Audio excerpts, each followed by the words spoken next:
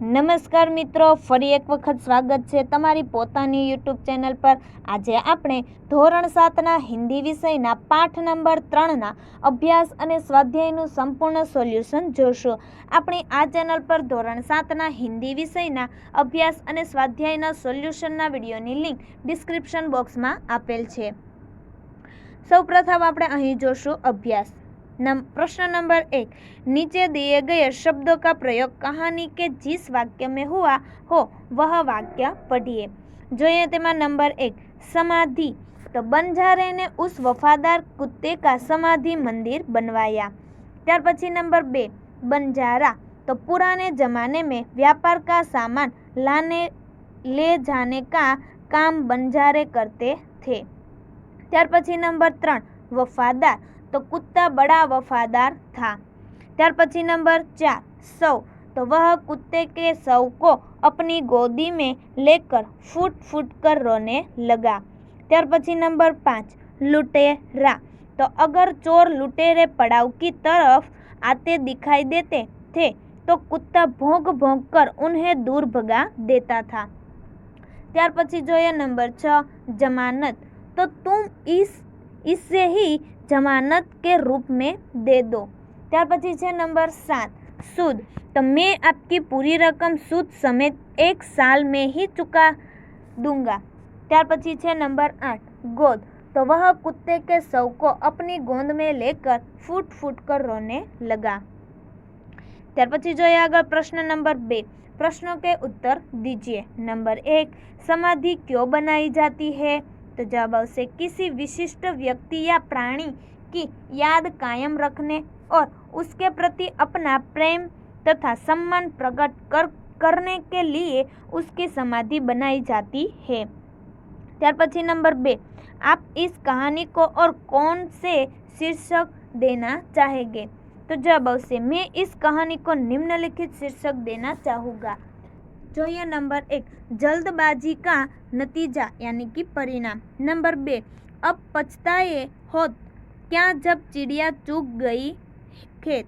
त्यार पछी नंबर 3, एक कुत्ते का समाधि मंदिर। नंबर 4, लाखा बंजारा और उसका कुत्ता। त्यार पछी जोए प्रश्न नंबर 3, कुत्ते को वफादार प्राणी क्यों कहा गया है?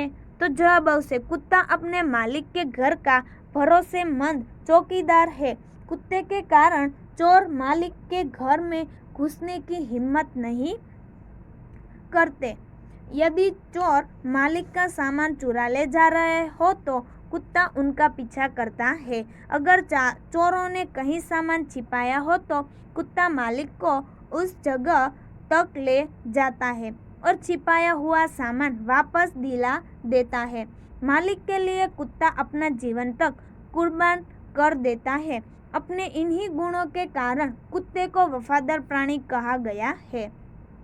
त्यार पछी जोए नंबर 4, बंजारे ने कुत्ते को आते देख कुछ सोचा होता तो क्या होता?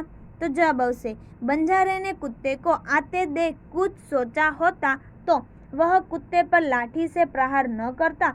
कुत्ता बंजारे के पास पहुंच जाता तो बंजारा उसके गले में बंधी हुई चिट्ठी अवश्य देखता। चिट्ठी पढ़कर उसे खुशी होती और अपने कुत्ते पर गर्व का अनुभव होता। त्यार पछी जोए नंबर 5, सेठ ने कुत्ते को क्यों मुक्त कर दिया? तो जवाब आवशे सेठ के यहाँ चारों ने डाका डाला था। कुत्ते ने चारों का पीछा किया। चोरों ने दूर जंगल में जाकर सारा माल जमीन में गाड़ दिया। फिर वे भाग गए।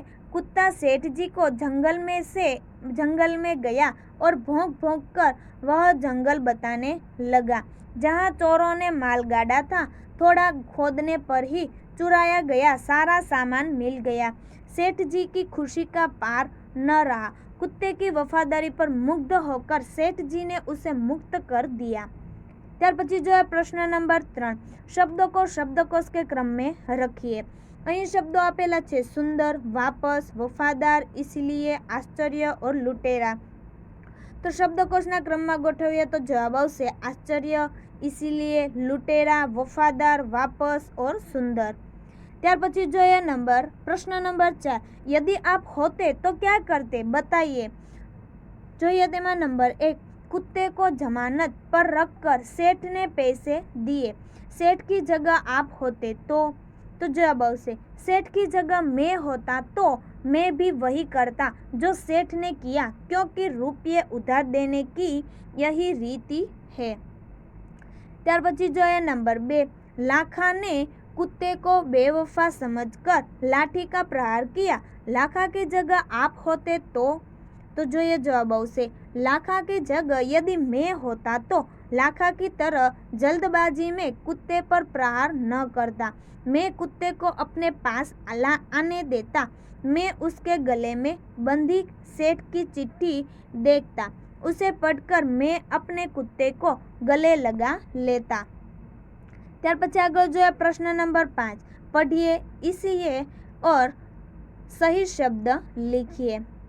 चलो અહીં આપણને શબ્દો આપેલા છે રાજા, રાજી, તો અહીં નીચે જવાબ આવશે રાની, ગ્વાલીન, અભિનેત્રી, રાજા, શેર। ત્યાર પછી આવશે નીચે સુનારીન, ઊંટની, लुटेरीन, बंजारीन और सेठानी। ત્યાર પછી આગળ જોઈએ સ્વાધ્યાય, જેમાં પ્રશ્ન નંબર 1, ઢાંચે પર से कहानी लिखिए। અહીં આપણને ઢાંચે આપી દીધા છે, તેના પરથી આપણે એક કહાની લખવાની છે। તો જે કહાનીનું શીર્ષક છે सेठ की चतुराई। જોઈએ कहानी। सुंदर नगर में माणिकचंद नाम का एक सेठ रहता था। उसके घर में कई नौकर चाकर थे। एक दिन सेठानी अपना कीमती हार मेज पर ही रखकर किसी काम से चली गई। एक नौकर ने मौका देखा और हार चुरा लिया। सेठानी लौटकर आई तो मेज पर हार न देखा। देखकर सन्न रह गई। उसने सेठ से हार की चोरी की बात की। सेठ ने सभी नौकरों को बुलाकर पूछा, परंतु किसी ने हार की चोरी कबूल नहीं की। सेठ बुद्धिमान थे। उन्होंने एक युक्ति की। उन्होंने प्रत्येक नौकर को 7 इंच की लकड़ी दी और कहा, देखो यह जादू की छड़ी है, तुम इससे घर ले जाओ। कल लाकर मुझे दिखाना। जिसने हाथ चुराया होगा उसकी लकड़ी 1 इंच बढ़ जाएगी। सभी नौकर अपनी अपनी लकड़ी लेकर घर गए। हार चुराने वाले नौकर ने सोचा, मैंने हार ही की चोरी की है, इसीलिए मेरी लकड़ी 1 इंच बढ़ जाएगी। क्यों न मैं 1 इंच लकड़ी काट दूं, तो 1 इंच बढ़ने पर भी वह 7 इंच की ही रहेगी। ऐसा सोचकर उसने अपनी लकड़ी 1 इंच काट दी। दूसरे दिन सभी नौकर अपनी अपनी लकड़ी लेकर सेठ के घर पहुंचे। सेठ ने प्रत्येक की लकड़ी देखी। एक नौकर की लकड़ी 1 इंच कम थी। जरा सा धमकाने पर उसने चोरी कबूल कर ली। सेठ ने उससे हार वापस लिया और उसे नौकरी से निकाल दिया। इस तरह सेठ ने युक्ति से हार को चुराने नौकर को पकड़ा। ત્યાર પછી જોઈએ પ્રશ્ન નંબર 2, नीचे दिए गए प्रश्नों के उत्तर लिखिए। જોઈએ તેમાં नंबर 1, रात को कुत्ता पड़ाव की रखवाली कैसे करता था। तो जवाब આવશે कुत्ता बहुत वफादार था। रात को वह सावधान रखकर पड़ाव की रखवाली करता था। अगर चोर लुटेरे पड़ाव की तरफ आते दिखाई देते तो भौंक भौंक कर उन्हें दूर भगा देता था। ત્યાર પછી જોઈએ नंबर 2, सेठ ने बंजारे के साथ कौन सी शर्त रखी। तो जवाब આવશે बंजारा सेठ के पास उधार रुपये लेने के लिए आया था, परंतु रुपये के बदले में गिरवी रखने के लिए उसके पास कुछ भी नहीं था। तब सेठ ने बंजारे से कहा कि तुम अपना कुत्ता ही जमानत के रूप में रख दो। जब तुम सारे पैसे लौटा दोगे तब कुत्ता तुम्हें वापस लौटा दूंगा। इस प्रकार सेठ ने बंजारे के आगे रकम के बदले में कुत्ते को गिरवी रखने की शर्त रखी। ત્યાર પછી જોઈએ नंबर 3, सेठ ने कुत्ते को क्यों मुक्त कर दिया। तो जवाब આવશે सेठ के यहाँ चोरों ने डाका डाला था। कुत्ते ने चोरों का पीछा किया। चोरों ने दूर जंगल में जाकर सारा माल जमीन में गाड़ दिया। फिर वे भाग गए। कुत्ता सेठ जी को जंगल में ले गया और भौंक भौंक कर वह जगह बताने लगा जहाँ चोरों ने माल गाड़ा था। थोड़ा खोदने पर ही चुराया गया। सारा सामान मिल गया। सेठ जी की खुशी का पार न रहा। कुत्ते की वफादारी पर मुग्ध होकर सेठ जी ने उसे मुक्त कर दिया। ત્યાર પછી જોઈએ નંબર 4, इस कहानी से क्या सीखा मिलती है? तो जवाब આવશે लाखा ने अपने कुत्ते को सेठ को छोड़कर अपने पास आते देखा तो जल्दबाजी में उस पर लाठी का प्रहार कर दिया। उससे कुत्ते की मृत्यु हो गई। इस कहानी से हमें यह शिक्षा मिलती है कि कोई भी काम जल्दबाजी में नहीं करना चाहिए। सोच समझकर ही कोई निर्णय लेना चाहिए।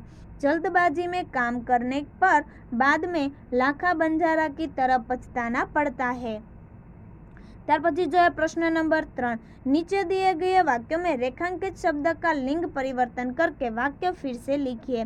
जो તમે અહીં ઉદાહરણમાં જોઈ શકો છો કે ઘોડા દોડ रहा है, તો જવાબ આવશે ઘોડી દોડ રહી है। તેના જેવા આપણે બીજા પણ શબ્દો નીચે જોઈએ। નંબર 1, सेठ ने कहा रुपये तो मैं दे दूंगा, तो जवाब આવશે सेठानी ने कहा रुपये तो मैं दे दूंगी।